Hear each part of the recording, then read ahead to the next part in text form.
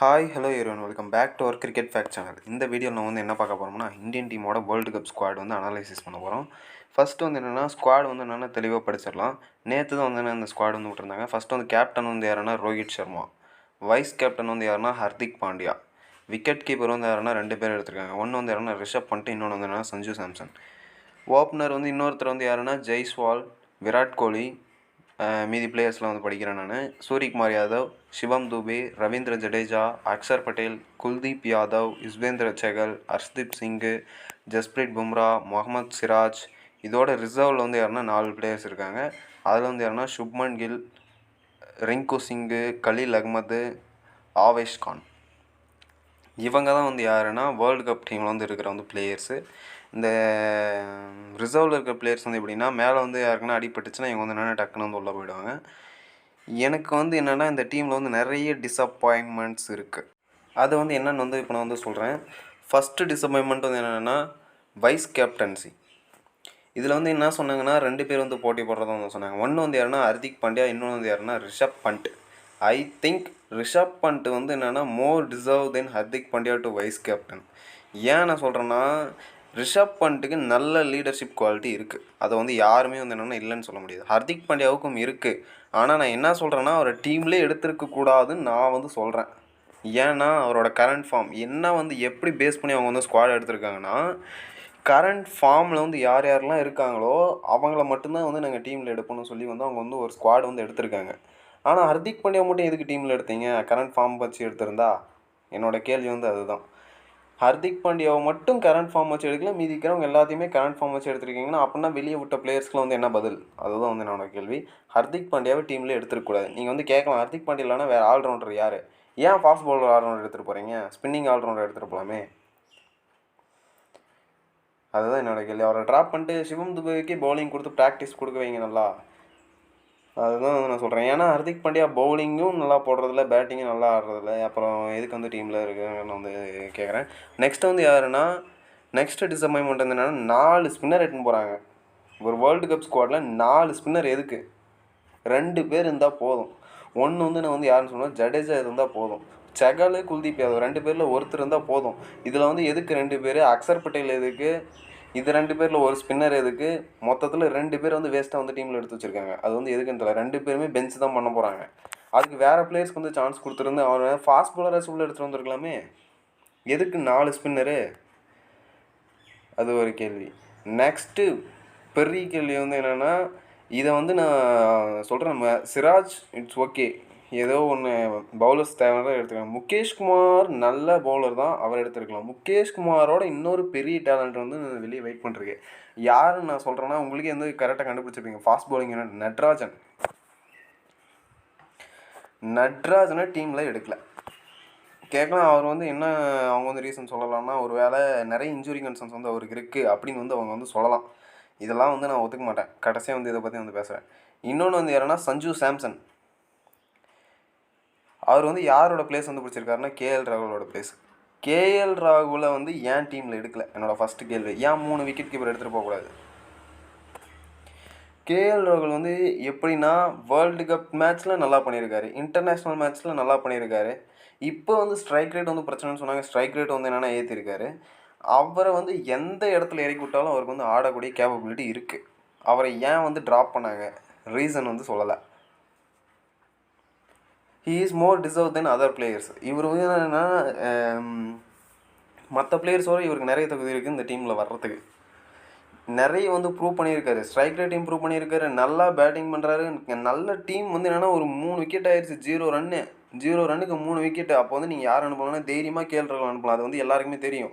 ஏன்னா அவர் இறங்கினார்னா வந்து என்னென்னா கண்டிப்பாக வந்து என்னென்னா டீமை வந்து பேலன்ஸ் பண்ணி எடுத்துகிட்டு போயிடுவார். இப்போ வந்து ஓப்பனிங் வந்து யார் சொல்லியிருக்காங்க, ஒரு வேளை விராட் கோலி இறங்கினார்னா அங்கே வந்து கரெக்டாக இருக்கும். ஜெய்ஸ்வால் இறங்கினார்னா ஜெய்ஸ்வால் வந்து அடிப்பார். ஏன் அடிப்பார்? ஏன்னா ஃபஸ்ட்டு வந்து மேட்ச்சில் இருந்து அயர்லாந்து கூட மேட்ச்சு, நெக்ஸ்ட் மேட்ச் யாருன்னா பாகிஸ்தான் கூட, நெக்ஸ்ட்டு 3 மேட்ச் வந்து என்ன சின்ன சின்ன டீம் கூட, யூஎஸ்ஏ கூட, உகாண்டா கூட, அந்த மாதிரி டீம் கூட தான் வருது. எப்படி வந்து இந்தியா வந்து என்னென்னா குரூப் ஸ்டேஜ் குவாலிஃபை ஆகி டாப் 18 டாப் 8 போயிடுவாங்க. அப்போ வந்து பர்ஃபார்ம் பண்ணுறத வச்சு நாங்கள் எடுத்த பிளேயர் வந்து கரெக்டு தான் அப்படின்னு வந்து அவங்க சொல்லுவாங்க. இவங்களுக்கு தேவையான பிளேயர்ஸ் வந்து எங்கே போய் அடிக்கணும்னா ஆஸ்திரேலியா மாதிரி டீமை வந்து அடிக்கணும். நெக்ஸ்ட்டு நியூசிலாந்து மாதிரியான டீமையும் அடிக்கணும். நெக்ஸ்ட்டு சவுத் ஆஃப்ரிக்காவையும் அடிக்கணும்.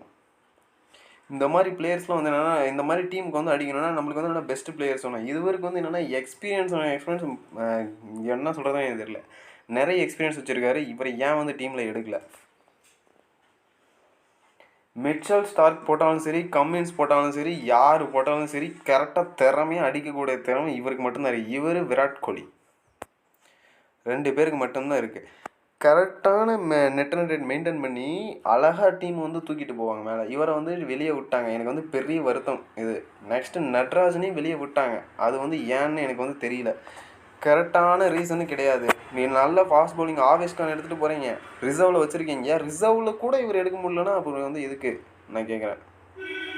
ஹர்ஷ்தீப் சிங் விடுங்க. ஹர்ஷ்தீப் சிங் எடுத்தாங்க. அவர் வந்து ஃபஸ்ட் வந்து இப்போ அவர் வந்து வேர்ல்டு கப்க்கு வந்து அப்போ வந்து ப்ரிப்பேர் பண்ணி வச்சுருக்காங்க. அதே மாதிரி தான் ரவி பிஷ்னாயும் அப்போ இருந்து வேர்ல்டு கப்னு அவர் எல்லா மேட்ச்லையும் டீம் எடுத்தாங்க. கரெக்டாக வேர்ல்டு கப் டீமில் அவர் எடுக்கல. சஞ்சு சாம்சன் வந்து எடுத்து வச்சுருக்காங்க. நம்பர் 3 தான் அவர் ஆட போகிறாருன்னா விராட் கோலி அப்போ எங்கே ஆடுவார்? எப்படி வெளியே தான் உட்கார வைக்க போகிறாங்க சஞ்சு சாம்சனுக்கு வந்து சப்போர்ட் பண்ணி வந்து நிறைய பேர் பேசுகிறாங்க. என்னன்னா கேஎல் ராகுலோட அவர் வந்து நல்ல பிளேயர்னு சொல்கிறாங்க.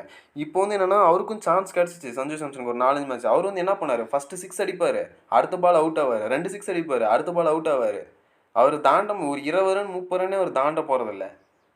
ஃபஸ்ட்டு வந்து அவர் அப்படி தான் ஆடிட்டு இருந்தார். இப்போ வந்து அவர் நல்ல இன்னிங்ஸ் ஆடுறாரு, நல்ல பெஸ்ட் இன்னிங்ஸ் ஆடுறாரு. இப்போ வந்து நல்ல ஸ்ட்ரைக் ரேட் இருக்குது. ஏன் கேஎல் ராகுல் ஒரு வருஷமாக டீமில் எடுக்கல? இப்போ போய் எதுக்கு வேர்ல்டு கப்பில் எடுக்கணும்னு நிறைய பேர் வந்து கேள்வி கேட்டாங்க. இதுக்கு முன்னாடி இப்போ T20 மேட்ச்சில் வந்து கேஎல் ராகுல் ப்ரூவ் பண்ணியிருக்காரு. சஞ்சு சாம்சன் இதுக்கு முன்னாடி T20 மேட்ச்சில் ப்ரூவ் பண்ணியிருக்காரா? இன்டர்நேஷ்னல் மேட்ச்சில் ப்ரூவ் பண்ணியிருக்காரா? பதில் இருக்கா? இல்லை. ஏன் ப்ரூவ் பண்ணல அவர்? இவர் ப்ரூவ் பண்ணியிருக்காரு. இவரை டீமில் எடுத்துன்னு போகலாமே. ஏன் எடுத்துகிட்டு போக மாட்டேங்கிறீங்க? சஞ்சு சாம்சன் ஏன் எடுத்தீங்க? கேட்கலாம். அந்த பையனுக்கு ஏன்ப்பா சான்ஸே கொடுக்குறதில்ல? ஃபஸ்ட்டு 4-5 மேட்ச் கொடுத்தாங்கப்பா ஆஸ்திரேலியா கூட. 2 மேட்ச் 2 பால் 6 அடிச்சுட்டு ஏன்ப்பா அவுட் ஆகிறாரு? அதே மாதிரி தான்ப்பா கேஎல் ராகுலும் சான்ஸ் கிடச்சிச்சு எம்எஸ் தோனி கேப்டன்சியில். ஃபஸ்ட்டு 2 மேட்ச் டக் அவுட் ஆனாருப்பா டெஸ்ட் மேட்ச்சில். அப்புறம் தான் மறுபடியும் கம்பேக் பண்ணி செஞ்சுரி அடிச்சார் ஃபஸ்ட்டு ODI மேட்ச்லேயே. அந்த மாதிரி ப்ரூவ் பண்ணுற பிளேயர்ஸ்க்கு இப்போதைக்கு இந்தியாவுக்கு நிறைய பிளேயர்ஸ் இருக்காங்க. ப்ரூவ் பண்ணுறவங்களுக்கு மட்டும்தான் டீமில் இடம். இவர் வந்து ப்ரூவ் பண்ணிட்டாரு. இவர் ஏன் எடுக்கலை? சஞ்சு சாம்சன் ஏன் எடுத்துகிட்டு போனீங்க? ஒரு வேளை எடுத்துகிட்டு போனீங்கன்னா விளையாட வைக்கணும். விளையாட வைப்பீங்களா? ஒரே ஒரு கேள்வி. விராட் கோலி வந்து நம்பர் 3 ஆடினாருன்னா எப்படி சஞ்சு சாம்சன் வேறு எந்த பிளேயர்ஸ்லையும் ஆட முடியாது. பெஞ்சில் தான் உட்கார வைக்க போகிறாங்க. நட்ராஜனை எடுத்துகிட்டு போயிருக்கலாம். ஆவேஷ் கானை எடுத்துகிட்டு போய் நீங்கள் ரிசர்வில் வைக்கிறீங்க. ஆவேஷ் கானோட டெத் பவுலிங் நல்லா போடக்கூடிய ஒரு ஆள் நட்ராஜன். யார்கர் சொல்லி போடுவார். அவரை டீமில் எடுக்கல. இந்த வருஷம் வேறு IPL ஒரு பர்ஃபார்மன்ஸ் ஹெவியாக இருந்துச்சு இவருக்கு, நட்ராஜனுக்கு. இவர் இந்த மாதிரி பர்ஃபார்மன்ஸ் கொடுத்தாலுமே இவரை வந்து டீமில் வந்து நீங்கள் எடுத்துகிட்டு போக மாட்டீங்கன்னா வேறு இன்னும் என்ன பண்ணணும்? ஒய் தமிழ்நாடு பிளேயர்ன்றதுக்கோசமா? எனக்கு வந்து சுத்தமாக புரியல இது. இன்னொன்று வந்து யார் நான் சொல்லுவேன்னா சுப்மன் கில் ஃபார்மில் இருக்கார். அப்போ அவரை ரிசர்வ் பிளேயில் வச்சுருக்கீங்க. ருத்ராஜ் ஃபார்மில் இல்லையா? ருத்ராஜ் ஏன் டீமில் எடுத்துகிட்டு போகல? ருத்ராஜ் எல்லா மேட்சும் ப்ரூவ் பண்ணுறாரு. கேப்டன்ஸுன்ற ப்ரெஷர் வச்சுக்கிட்டே அவர் ப்ரூவ் பண்ணுறாரு. கேட்டால் வந்து தோனி பின்னாடி இருக்குது அதனால் அடிப்பார். அதெல்லாம் கிடையாது. தோனி வந்து எப்பயுமே சைலண்ட் கேரக்டர். அவர் வந்து பின்னாடி இருந்தாலும் இவர் கேப்டன்சி விஷயத்தில் தோனி வந்து தலையிட மாட்டார் ருத்ராஜ்கிட்ட. அவர் தான் கேப்டன்சி பண்ணுறாரு, அவர் தான் பேட்டிங் ஆடுறாரு, அவர் தான் நல்லா ஆடிட்டு இருக்கிறாருங்க. நல்ல ஃபார்மில் இருக்காரு, நல்லா ப்ரூவ் பண்ணுறாரு. மேட்ச்சுக்கு மேட்ச் வந்து ரன் அடிக்கிறாரு. இவரையும் நீங்கள் டீமில் எடுத்துகிட்டு போகலைங்கன்னா அப்புறம் எதுக்கு? சஞ்சு சாம்சனோட பெட்டர் ரெக்கார்டு வச்சுருக்காரு ருத்ராஜ். கரண்ட் ஃபார்ம் வச்சு டீம் எடுக்கிறேன்னா ருத்ராஜ் கரண்ட் ஃபார்மில் எங்கேயோ இருக்கார் டாப்பில். அவரை ஏன் நீங்கள் வந்து டீமில் எடுத்துன்னு போகல? ஹர்திக் பாண்டியாவுக்கு இடம் தரீங்க, இவரை எடுத்துன்னு போகல.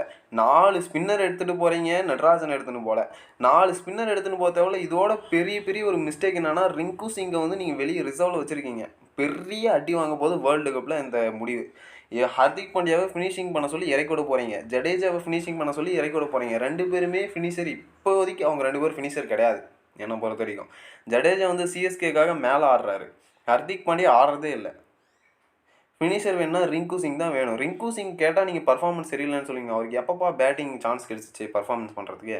அவருக்கு எதனா ஒரு மேட்ச் கிளிக் ஆனால் போதும்பா அடிச்சால் நீங்கள் கேட்கலாம். அவங்களுக்கு ஏதோ ஒரு மேட்ச் கிளிக் ஆனால் போதும்பா, அவங்களும் அடிப்பாங்கப்பா அப்படின்னு நீ சொல்லலாம். பவுலிங் போடுறத ஒன்றும் போடுறதில்ல, பேட்டிங் ஆடுறதில்ல. ஏன்ப்பா ருத்ராஜ் எடுத்துகிட்டு போகல? ருத்ராஜ் எடுத்துகிட்டு போயிருக்கணும். இது வந்து என்னென்னா நிறைய இது மாதிரிலாம் நிறைய இருக்குது. இந்த வீடியோ வந்து பிடிச்சிருந்தா லைக் பண்ணுங்கள், ஷேர் பண்ணுங்கள், கமெண்ட் பண்ணுங்கள், சப்ஸ்கிரைப் பண்ணுங்கள்.